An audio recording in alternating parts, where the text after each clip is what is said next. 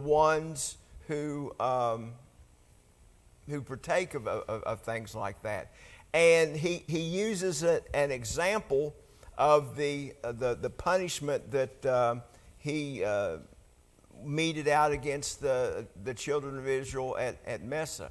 And what we're talking about here was hit pretty hard in Exodus, and some of the things that he is referring to, this destruction of the face of the earth, we can read about in Exodus 32 and 12. And it says, "Wherefore should the Egyptians speak and say, for the mischief did he bring them out, to slay them in the mountains, and to consume them from the face of the earth? Turn from thy fierce wrath, and repent of this evil against thy people." So this is the type of destruction that God is capable and has shown in the past to people who disobey his will.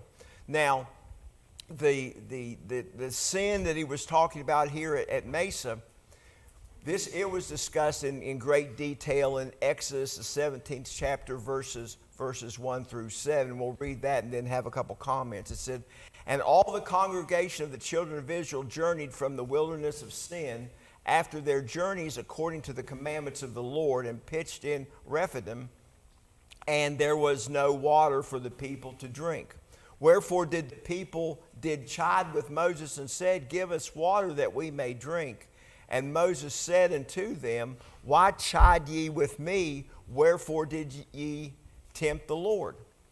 And the people thirsted there for the water, and the people murmured against Moses, and said, Wherefore is this that thou hast brought us out of Egypt to kill us and our children and our cattle with thirst? And Moses cried unto the Lord, saying, What shall I do unto this people? They be almost ready to stone me. And the Lord said unto Moses, Go on before the people, and take the elders of Israel, and thy rod wherewith thou smotest the river, and take it in thine hand, and go. Behold, I will stand before thee, and upon the rock of Heber, and thou shalt smite the rock, and there shall come out water, and the people may drink. And Moses did so in the sight of the elders of Israel. And he called the name of the place Mesha and Meribah, because of the chiding of the children of Israel, and because they tempted the Lord, saying, Is the Lord not among us, or is the Lord among us, or not? So we see here that Moses understood. He was there when all of this happened. And this was a warning to the current generation that wasn't alive when all of this happened, that it's a sad thing and a terrible thing to do to tempt the Lord, that when you do that, there's consequences. And one of the things we've got to remember about this chapter and the chapters to come, Moses is reiterating things to a new generation. There's just a few that were still alive at this particular time that can go all the way back to that time, because the children of Israel have been wandering in the wilderness for 40 years. So this is a couple new generations that Moses is kind of setting up and giving these instructions to, so that they won't make the same mistakes that their forefathers had made and got themselves in the same situation that their forefathers got themselves into. Of course, we know that later on, not necessarily this particular generation, but a couple of the generations to come, they got themselves in trouble with the Lord again, and the Lord punished them, just like he punished the ones by not letting them go into the promised land for the sins that they've committed. Even Moses, who was not allowed to enter the promised land, he was able to see it, but he wasn't allowed to enter it. Comments about those verses? Let's go on to verse 17 and down some. Ye shall diligently keep the commandments of the Lord your God, and his testimonies, and his statutes, which he hath commanded thee, and thou shalt do that which is right and good in the sight of the Lord, that it may be well with thee, that thou mayest go in and possess good land, which the Lord sware unto thy fathers, to cast out all thine enemies from before thee, as the Lord has spoken. So, they were to observe all the commandments that the Lord had given, and they are to do this diligently. In other words, they're supposed to stay on it and follow all the commandments and do the things that were right and good in the eyes of the Lord. And as has been brought out lots of times before, the Lord gave more testimonies and statutes than the Ten Commandments. The tablets had more than the Ten Commandments written on them. We've studied in past books and chapters of all the different commandments that the Lord had given to the children of Israel to govern not only their spiritual lives, but their civil lives also. And all of these were good in the eyes of the Lord. He was the one who gave it to them, and they were to be followed. And if they follow the things that the Lord has taught them, then the Lord promised them that He will keep His promise of giving them the land which flows with milk and honey that He had promised to their forefathers, which was Abraham. So, the children of Israel had to do their part, and if they did their part, then the Lord was going to do His part. Now, the opposite of that is the Lord's going to do His part every time.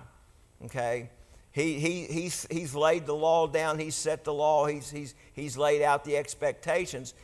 If they do good things are going to happen to them. If they do bad and don't follow the law, He's told them what's going to happen there too. So either way, the Lord's going to do what He said He's going to do. It's going to be up to the children of Israel to decide which side of the Lord that they want to be on. Do they want to be on the Lord's good side, or do they want to be on the Lord's bad side? Are they going to be covenant keepers? That's right. We said it week after week.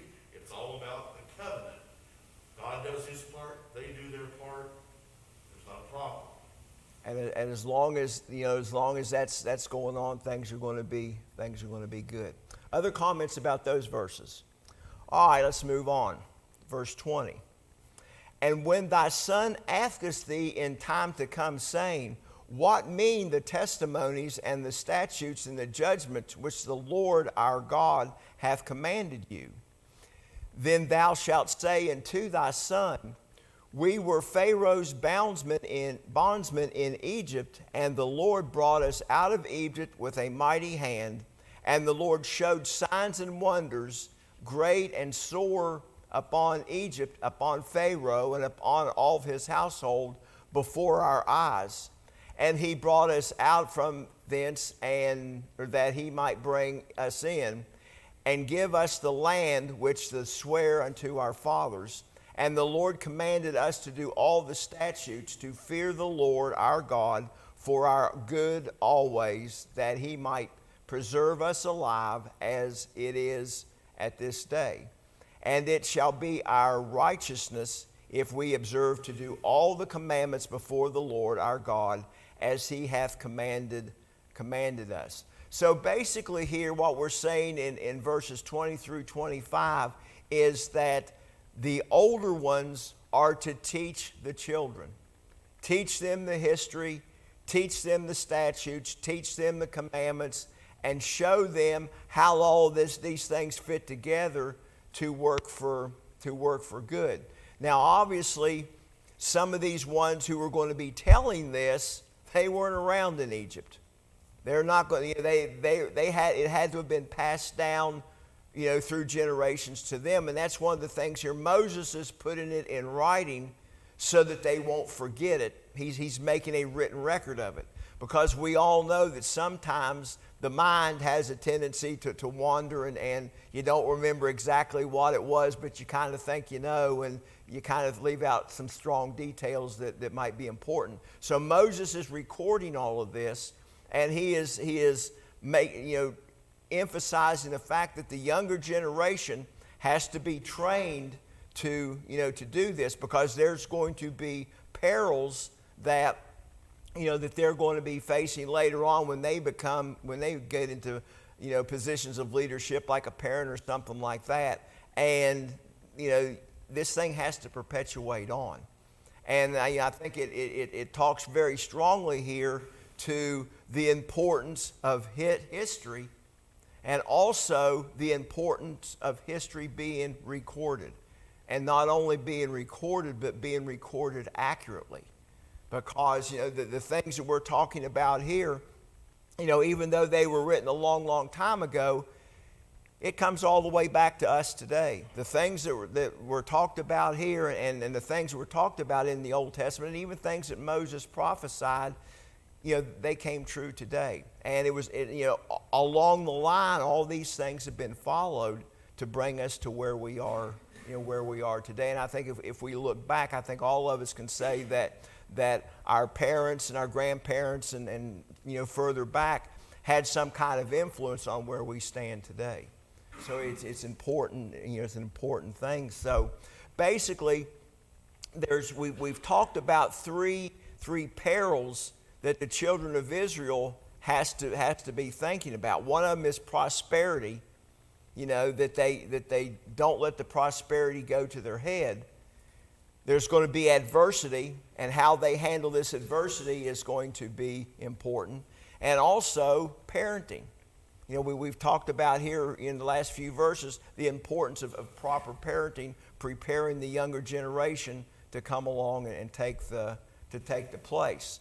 So in the view of God's grace to His people, believers should respond, with love for God. And that's one of the things, that God is talking about here also, is not only obedience, and not obedience out of fear, but obedience out of the love for God, where for the things that God is doing for His people. And it's kind of a mindset. Do you follow somebody out of pure fear? Well, when you do that, there's no enjoyment of that, because you're always looking over your shoulder. But when you're following something because you love to do it, just doing the act, there's going to be joy in it, and it makes your life a whole lot better. And that's what Moses is trying to tell these people. Moses has been through all the problems, and he's warning them to try to stay away from the problems of the past. Comments or questions about those verses? I think it's you touched on it there. I think it's our responsibility to teach our children why we do the acts of worship that we do. When they say, why do not we have a piano like the neighbor? We should be able to explain to them, and why do we take communion every week? We should be able to explain to them. And that is our duty, so that they will know, so they can pass that down to the next generation. And and along those same lines, you can't start doing that young enough. It's just amazing how that little kids just absorb stuff, and they don't have a whole lot of filters to prejudice the things that they're doing. They take things pretty much at face value, and when they're younger, especially before they get out in school and all that kind of stuff, they don't have all those filters that that cause problems. So you're right on that. Okay. Any other comments about those verses? All right, so let's move into chapter 7 then. Now, from chapter 7 through 11, we're going to study about examples of the application of the principles that's talked about in chapters 7 through 11. And these clearly are not laws or commandments as such, but primarily a series of sermons that Moses is exhorting the people to certain courses of action in light of upcoming conquest and occupation of Canaan. Now, at this particular point, they haven't gone into the promised land yet. He is preparing them for the things that are going to come. And within these sections are specific and explicit injunctions based upon the Ten Commandments, and an anticipation that there, and an elaboration of things that are going to follow. And this chapter is kind of a logical development of what Moses has said in chapters 5 and 6 to kind of prepare to move on here. So God had called his people to acknowledge that he is the only true and the living God. And we've seen that theme the last couple of chapters hit on very heavy. And the emphasis on complete loyalty and love for God. So in Canaan, they're going to encounter a lot of temptations that might divert them from their fidelity. And Moses is giving them a full explanation of how to deal with these temptations and adversities that they're going to be facing. So basically, these instructions kind of amplify the second commandment, which Bill covered back in the 5th chapter, verses 8 through 10. So let's start with verse 1, and let me murder some names here before we go on here. When the Lord thy God shall bring thee into the land whither thou goest to possess it, and hath cast out many nations before thee, the Hittites, the Geshurites, the Amorites, the Canaanites, the Perizzites, the Hivites, the Jebusites, 7 nations greater and mightier than thou. So Moses here mentions 7 nations that reside in the land of Canaan. Now, if we study the Old Testament as a whole up to this point, we're going to see that there's as many as 10 nations that are going to appear in the text. In Genesis 15, 19 through 21, there's one group that is inclusive of some of these and doesn't include some of the other ones. In Exodus 34 and 11, there's another group that's kind of mixed. And then in Numbers 13, 28, and 29, it mentions some more. So, these are probably the ones that Moses picked out as being the primary ones that they're going to deal with, and maybe some of these other ones he felt like he's even talked about enough later or previously, or if they can take care of these 7, these other 3 that are mentioned are going to fall rather easily. Probably the one nation you think of that's not mentioned here that was really a antagonist of Israel was the Philistines. Mm-hmm. They definitely were trouble. Now, it's kind of interesting to note when you study all of these particular nations that Moses is talking about here. The Hittites originally migrated from Asia Minor, which is modern day Turkey, and when they were mentioned back in Genesis 23 and 10, that's kind of where they started out. So the reference, historically, some of the scholars have a little bit of problem with, because the Hittite Empire was in the late Bronze Age, and they were really settled considerably north of Palestine. And of course, when Bill was laying out the vast area that God had reserved for the children of Israel, this was well within the boundaries of that area, but it was not really an area that initially the children of Israel were going to be inhabiting. But the Hittites, they did migrate into Palestine, and we know from history that Heth is where the Hittites descended from. He was a son of Canaan, and they were definitely a group that had to be reckoned with in the history in this grand scheme of things. So the origins of some of these other groups we pretty much know, because they were native to this land, this general area, and each of them inhabited an area that was close. The one that the scholars seem to not have a whole lot of origin for is the Girgashites. Yeah, and they're mentioned in Genesis 10 and 16 and 1 Chronicles 1 and 14.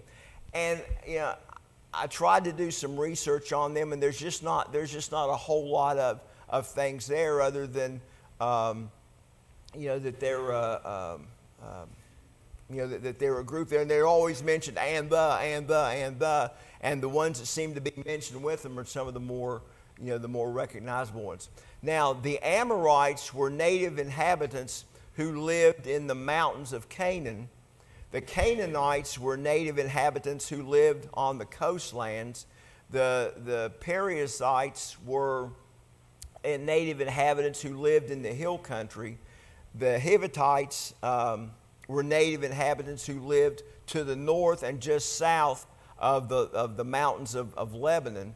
The Jebusites were native inhabitants who lived around the Jerusalem area. So, these were the primary ones that the children of Israel were going to come in contact with when they came into the Promised Land. So let's go on with verse 2 and look at verses 2 through 4. And when the Lord thy God shall deliver them before thee, thou shalt smite them and utterly destroy them. Thou shalt make no covenant with them, nor show no mercy unto them. Neither shalt thou make marriages with them. Thy daughter shall not give unto his son, nor his daughter shalt thou take unto thy son. For they will turn away thy son from following me, that they may serve other gods. So will the anger of the Lord be kindled against you, and destroy thee suddenly. So one of the reasons that God commanded that there be a total extermination of these people was because of their adultery and their worshiping of the idols. And God understood that this was going to have a corrupting effect on his worship, because of the relationships that could come out of this. And he understood this situation perfectly, thus the warning that he gave. And basically he's telling them they're going to deserve to die because of this if they don't do the things that God said. Now this is a couple chapters ahead, chapter 9 verses 4 and 5. But there is a persistent hatred by these people of Jehovah, the true and the living God, because of his non-tolerance of all of these idols that these people were, that they were following. And he was not speaking of those of the Canaanites who actually forsook their idols and followed the Lord, like Rahab. He looked at these as individual groups, and he did not want his children to become involved with these people. Thus, he wanted them completely destroyed. Now, if you'll remember last week, we were talking about one of the things that was kind of unusual in this deal is they killed all the people, they killed all the animals, but they didn't destroy the cities and things along that line. So that's kind of a different type of deal, and this was all in God's plan, so that when the children of Israel inhabited the Promised Land, everything would pretty much be there. And we talked about the wells being dug and that type of thing. Comments about those verses. All right, I want to look at verse 5 here, and I want to read two different translations, because some of the remarks I'm going to make, if you use the King James Version, might not necessarily completely jive with the American Standard Version. So let me read the King James Version to you first. Verse 5, it says, "But thus shall ye deal with them. Ye shall destroy their altars, and break down their images, and cut down their groves, and burn their graven images with fire." Now the American Standard Version says, But thus shall ye deal with them. Ye shall break down their altars, dash into pieces their pillars, and hew down their asherim, and burn their graven images with fire. Now, the worshipers of idols, or the idolaters, they had these sacred pillars, and they were stone monuments, and we can find examples of monuments like this mentioned in the Old Testament. There was one at Gezer and one at Hazor, and these were usually some type of symbol of some type of rite of worship. Now, sometimes they were placed there, for a reason, and God was okay with that happening. And an example of that we can find in Genesis, the 35th chapter, verse 14, or starting with verse 13. And God went up from him in the place where he spake with him, and Jacob set up a pillar in the place where he spake with him, a pillar of stone, and he poured out a drink offering thereon and poured oil thereon. And Jacob called the name of the place where God spake with him Bethel. So here was an example of one of these types of monuments where there was some type of interaction between the true and the living God and Jacob.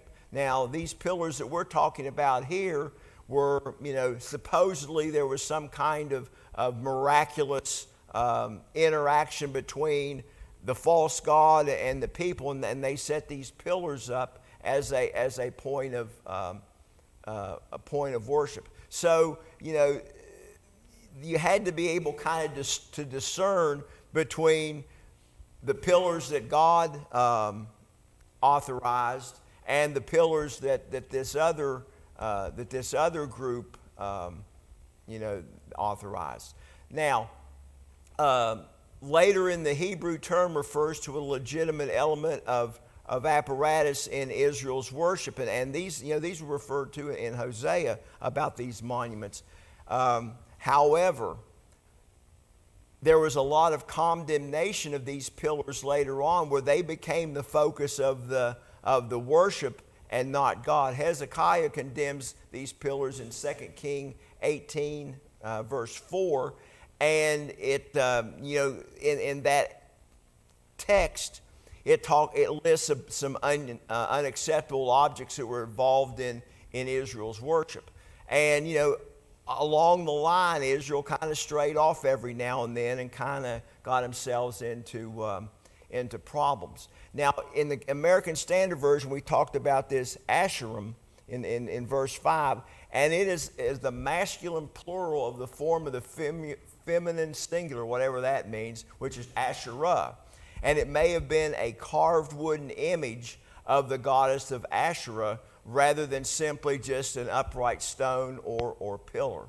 And there's some archaeological basis for what they were saying there, that this was a little bit more than a stone, since it talked about the wood and that type of thing. Well, a lot of times they would actually have these poles, multiple ones in one spot. That's why they refer to it as a grove, because it's like a grove of trees. Mm-hmm. There were multiple ones, and of course, Judah and Israel both flocked to these things. I think there were more Baal worship items. Well, you think about that in a lot of religions, even today, they worship objects because it's something that you can see and touch. Icons. And you don't have to have as much faith to worship something that you can see and touch as something that you can't necessarily see and touch. And you talk about the icons. I mean, I don't know if y'all know it or not, but Wayne County has a Russian Orthodox monastery out on Miller's Fork. And I went up there one time and taught them a fire class. They actually have a fire brigade, and I got to train their fire brigade. And they one of the ways that they support themselves is they paint icons. And I mean, beautiful art, nice workmanship, and all that kind of stuff. And they ship that stuff all over the world. And in the Russian Orthodox Church, that's a really big thing. And it's not unusual for any of the Orthodox type religions to have a little shrine in their house. and they'll have these icons and things along that line, in there. So I mean, it's something that Moses talks about it here. We can talk about it today because it's brought all the way through, all the way through history. Even a simple picture sometimes is considered an icon in a home. Mm-hmm. Yeah, so I mean, it's something that that people, in the Catholic Church, look at all the icons and things that they have, and all the wealth and statues and all that kind of stuff. That it's amazing. I don't know how they keep up with it. All right, let's move on. Let's look at verse 6. For thou art an holy people unto the Lord thy God. The Lord thy God hath chosen thee to be a special people unto himself above all people that are upon the face of the earth. The Lord did not set his love upon you, nor choose you because you were more in number than any other people, for you were the fewest of all people. But because the Lord loved you, and because he would keep the oath which he has sworn unto your fathers, hath the Lord brought you out with a mighty hand, and redeemed you out of the house of bondsmen, from the hand of Pharaoh, king of Egypt. So God had picked Israel out to be a different nation.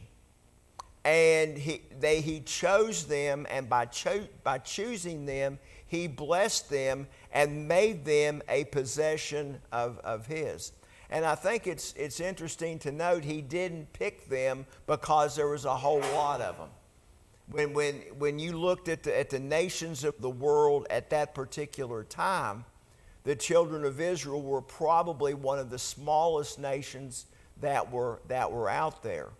And because God had chosen them, he gave them power when they followed him to wipe out these larger nations. And the affection here was, he did this because he loved them, and love was at the base of the thing. And God loved his people like he loves his people today, and it's only fair that if he loved us, we need to love him back. And that's basically what the children of Israel have to keep in mind here.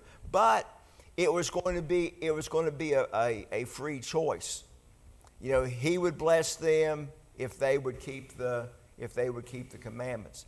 And I found an interesting little quote here that I thought was kind of interesting. It says, Israel had a priestly tribe, and that was a tribe of Levi.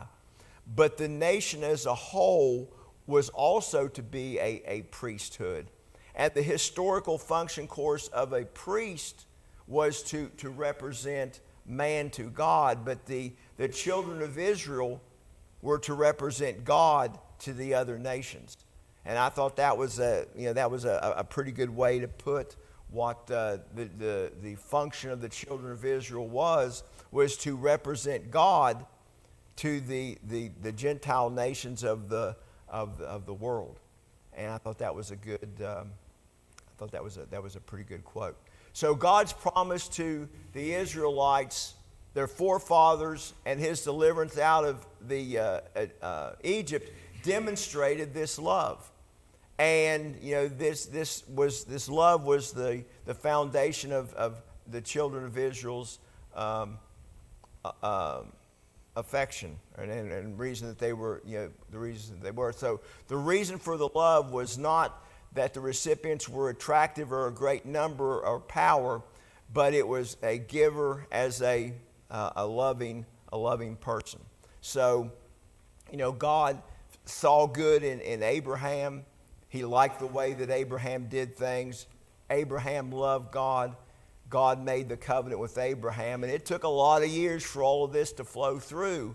But now they're getting ready to come to the culmination, and all the way through, through thick and through thin, God showed his love for the children of Israel by all of the things that he did for them, even when they weren't necessarily deserving of the love, let's say, because they had a tendency to stray away. Comments about those verses? We see that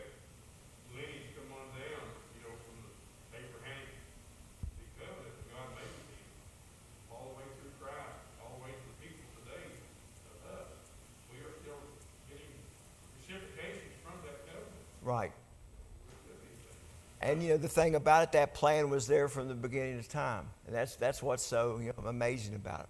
All right, so my timekeeper, who's now on duty, we'll pick up with verse 9 next week. He's like Ezra the bank guard, bank bearer.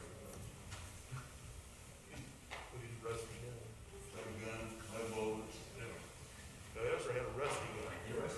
Yeah, Barney had a